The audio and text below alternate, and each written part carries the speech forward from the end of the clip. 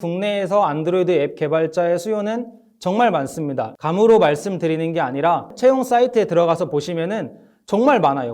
문과 출신도 앱 개발자로서 이직이 가능할까요? 네, 이거는 제가 장담하는데 100% 가능합니다.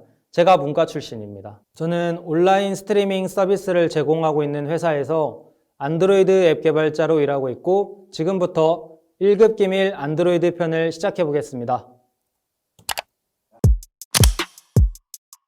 첫 번째 질문이 이제 안드로이드 앱 개발과 iOS 앱 개발의 차이점인데요. 이거는 아무래도 모바일 쪽 공부하시는 분들은 많이 고민을 하시는 것 같아요. 시작을 할 때 나는 앱 개발자를 할 건데 안드로이드로 시작을 할지 iOS로 시작할지 많이들 고민을 하시는데, 그래서 이 두 가지의 차이점을 간단하게 설명을 드리면 안드로이드와 iOS 배울 때 당연히 다릅니다. 종목이 다르기 때문에. 그래서 안드로이드 같은 경우에는 안드로이드에 맞는 개발 언어 코틀린이나 자바 같은 거 배워줘야 되고, iOS 쪽은 이제 스위프트나 오브젝트-C 이거 배워주셔야 됩니다. 그리고 이제 개발 언어를 배웠으면 이제 이 개발을 진행하는 툴을 배워야겠죠. 그 툴이 안드로이드에서는 안드로이드 스튜디오, 스위프트 쪽은 이제 엑스코드라는 프로그램을 그 툴을 배워주셔야 됩니다. 현재 국내에서 안드로이드 앱 개발자의 수요 현황은 어느 정도인지 궁금합니다. 우리 국내에서 안드로이드 앱 개발자의 수요는 정말 많습니다. 감으로 말씀드리는 게 아니라 채용 사이트에 들어가서 보시면은 정말 많아요. 거기 가서 보시면 뭐 안드로이드 개발자 뽑는 회사도 몇십 개, 몇백 개가 있고 iOS 앱 개발자 뽑는 회사도 몇십 개, 몇백 개씩 있습니다. 그래서 그 사이트를 들어가서 확인만 하셔도 수요가 정말 많다라는 것은 쉽게 확인하실 수 있습니다. 이제 다음 질문이 앱 개발자 돈 많이 버나요? 인데 뭐 돈 많이 버는 앱 개발자도 있겠죠. 그런데 이거는 앱 개발을 한다고 해서 돈을 많이 버는 게 아니라 잘하는 개발자이기 때문에 돈을 많이 버는 겁니다. 그래서 내가 앱 개발자가 돼서 돈을 많이 벌려고 하시기보다는 잘하는 개발자가 돼서 돈을 많이 버시려고 하는 게 좋습니다. 그래서 저 같은 경우에도 처음에 들어갔을 때의 연봉과 내년 그 다음해 연봉이 이제 20%가 올랐었고 그 다음해 연봉이 이제 50%가 올랐었거든요. 그래서 앱 개발자의 장점은 내 실력이 금방 드러나요. 이런 연봉 협상을 할 때도 정말 쉽습니다. 내가 이만큼 잘했다는 거를 이렇게 보여줄 수 있거든요. 그래서 나 이만큼 잘했으니까 연봉 올려줘 하면은 이제 반대쪽에서도 성과가 보이기 때문에 연봉 협상도 좀 더 효율적이고 많이 올라가는 연봉을 많이 올리기 좀 쉽습니다. 하지만 그만큼 당연히 잘 하셔야겠죠. 안드로이드 앱 개발에서 코틀린 개발자의 전망은 어떤가요? 라는 질문인데 안드로이드 앱 개발에서 코틀린 개발자의 전망 정말 좋습니다. 코틀린이 이제 자바를 대체하는 언어가 될 거라고 많은 사람들이 생각을 하고 있고 실제로 그렇게 되고 있습니다. 그래서 전망을 놓고 보면 코틀린의 어떤 언어로서의 전망은 굉장히 좋다라고 생각을 하시면 될 것 같습니다. 안드로이드 시작할 때 코틀린부터 시작하면 될까요? 자바는 안 배워도 될까요? 이제 코틀린이 안드로이드의 개발 언어로 채택이 되면서 이 고민을 하시는 분들이 많은 것 같은데, 코틀린으로 안드로이드를 많이 개발하는 추세이기 때문에 코틀린부터 당연히 시작하셔도 괜찮습니다. 자바는 안 배워도 될까요? 이 질문에 대한 대답은 아니라고 하고 싶습니다. 새로 만들어지는 프로젝트 같은 경우에는 코틀린으로 만들어지고 있지만 이전에 있는 프로젝트, 취직을 했는데 이 회사 앱이 만들어진 지 한 5년, 10년 됐다. 이런 경우에는 이 앱이 자바로 만들어진 경우가 있을 수 있거든요. 또 개발을 하다 보면 검색을 정말 많이 하는데 이거 어떻게 하지 하고 검색을 했습니다. 근데 그 대답이 자바로 쓰여 있는 경우가 정말 많아요. 최소한 읽을 줄 아는 수준으로 자바를 배우는 것을 저는 추천을 드립니다. 문과 출신도 앱 개발자로서 이직이 가능할까요? 네, 이거는 제가 장담하는데 100% 가능합니다. 제가 문과 출신입니다. 저를 보시면 아실 수 있죠. 가능합니다. 개발자의 직업을 되게 특이한 직업이라고 생각을 하시는데 다른 직군과 똑같습니다. 뭐 예를 들면 대학교에 영업과 없잖아요. 그런데 다들 영업하시잖아요. 전 유통과 나왔고요. 또 제 옆에 있는 동료는 철학과도 나왔습니다. 그래서 정말 상관없는 그 전공을 하신 분들이 실제로 현업에서 많이 일을 하세요. 그래서 뭐 전공자가 아니다, 문과다 하셔서 뭐 시작부터 기죽고 시작하실 필요는 없습니다. 앱 개발자가 되기 위해 준비하면서 가장 힘들었던 점, 저는 비전공자 출신이고 제가 개발을 시작할 때만 해도 외부에서 그렇게 뭐 온라인으로 뭐 강의를 연다든지 아니면 오프라인으로 강의를 연다든지 하는 그런 곳들이 이제 막 생겨나기 시작하는 추세여서 내가 배운 게 맞나? 이렇게 배우면 되나?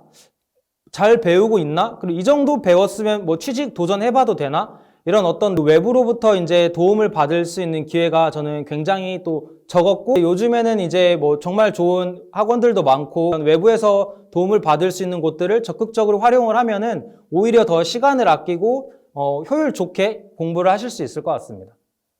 앱을 개발하기 위해 설계 능력도 필수인가요? 앱을 개발한다는 것은 집 짓는 것과 똑같아요. 그래서 여기서 설계 능력은 이제 설계도죠. 집 지을 때 설계도 없이 집 지으면 뭐 당연히 금방 무너지겠죠. 그래서 설계 능력 정말 중요하고, 이 설계 능력은 뭐 단기간에 키울 수 있는 게 아니고 어떤 그 경력, 그리고 내가 계속 어떻게 공부를 해나가느냐에 따라서 달라지는 스킬이기 때문에 개발자로 취직하신 이후에도 계속 키워나가야 될 능력이라고 생각을 합니다. 개발 툴 단축키 표 없나요? 네, 이건 있는지 없는지 모르겠는데 있다고 해도 못 찾아보실 거예요. 단축키가 뭐 몇백 개가 되는데 그거 표로 만들면 눈으로 찾을 수가 없겠죠. 그래서 이거는 뭐 있냐 없냐가 중요한 게 아닌 것 같습니다. 있어도 못 찾아요.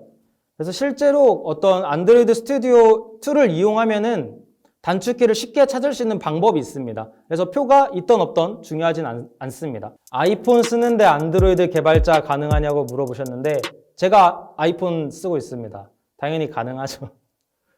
네, 이게 왜 가능하냐? 이 안드로이드 스튜디오에서는 가상 핸드폰을 띄울 수 있습니다. 그래서 내가 가지고 있는 실제 핸드폰으로 개발을 하지 않으셔도 돼요. 이렇게 가상 에뮬레이터, 가상 핸드폰을 컴퓨터에 띄워놓고 개발을 진행할 수 있기 때문에 내가 가지고 있는 핸드폰이 뭐냐는 중요하지 않습니다.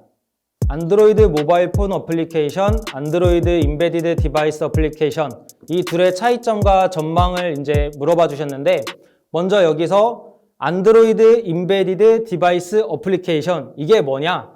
이게 안드로이드가 들어간 기기들을 말하는 거거든요. 예를 들면 뭐 안드로이드 오토, 내비게이션 이런 게 있겠죠. 그다음에 뭐 안드로이드 TV 이런 게 있을 수도 있고, 또 냉장고 앞에 붙어 있는 화면 뭐 이런 게 있을 수도 있고, 아니면 뭐 로봇 청소기, 이렇게 안드로이드가 들어간 모든 기기를 말을 하는데, 저희가 사용하는 기기들 중에서 저희가 가장 많이 사용하는 건 당연히 핸드폰이겠죠. 그래서 우리가 많이 사용하는 것만큼 개발도 많이 이루어지고 있기 때문에 실제로 이쪽이 수요가 좀 더 높습니다. 백엔드 개발자를 희망하고 있습니다. 시작한 지 얼마 안 돼서 아직 개발 자체에 흥미가 많은 것 같은데, 혹시 백엔드 개발자로 취업을 시도할 때 소소하게나마 만든 앱을 어떻게 어필하는 게 좋을지 조언해 주세요.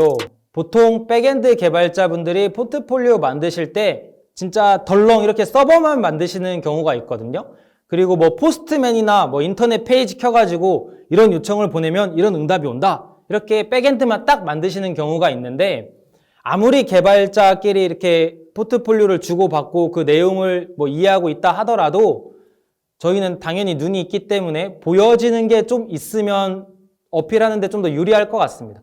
뒷단만 딱 만들지 마시고 주변에 같이 공부하셨던 분들 중에 뭐 클라이언트, 뭐 안드로이드나 iOS, 웹페이지 이런 거 하실 줄 아는 분이 계신다면 같이 이렇게 팀을 만들어서 클라이언트랑 백엔드 둘 다 만드셔서 포트폴리오를 작성하시면 그쪽이 저는 좀 더 점수를 높게 받을 것 같습니다. 아니 이걸 팔아?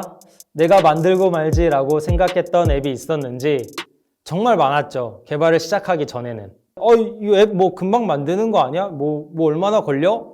이랬었는데 지금은 모든 앱이 다 쉬워 보이지 않습니다. 제가 개인적으로 되게 굉장히 잘 만들었다고 생각하는 앱은 넷플릭스. 이건 진짜 잘 만들었거든요. UX가 정말 좋습니다. 넷플릭스를 쓰시는 분들은 알겠지만 어느 순간 나도 모르게 넷플릭스 오리지널을 보고 계실 거예요. 얘네가 그렇게 만들어 놨습니다. 그래서 넷플릭스를 이용하다 보면 오리지널을 보게 돼 있어요. 이렇게 사용자 흐름을 잘 조절하는 게 정말 기가 막히게 만든 것 같습니다. 웹 개발자가 앱 개발도 같이 하게 되면 메리트가 큰지?